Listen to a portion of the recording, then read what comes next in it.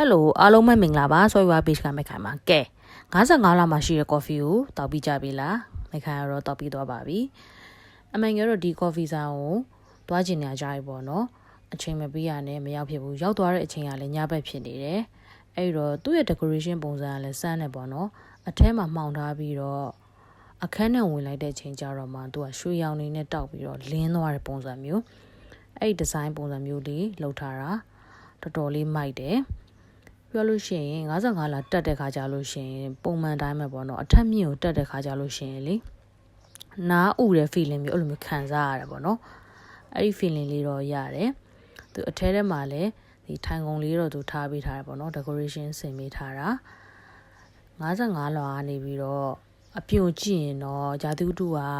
မိုးလဲရွာနေတယ်မှောင်သွားပြီဖြစ်တဲ့အတွက်ပေါ့နော်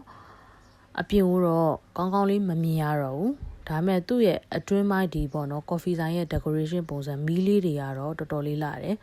coffee ဆိုင်ကလည်းသူကမက်ခနူရောက်သွားခြင်း6နာရီခွဲဖြစ်တဲ့အတွက်ပေါ့နော် drip coffee တော့မရတော့ဘူးရိုးရိုးတက်တက် coffee ပဲရတော့တယ်နေရာ area လေးကတော့ကျင်ကျင်လေးပဲအရင်မကျဲဘူးပေါ့နော်အဲ့ဒီကနေမှအပြင်ကိုကြည့်လို့ရှိရင်တော့ဒီကားတွေသွားရပဲမြင်ရတယ်တိုက်တွေကိုတခြားမမြင်ရတော့ဘူးမှောင်သွားပြီဖြစ်တဲ့အတွက်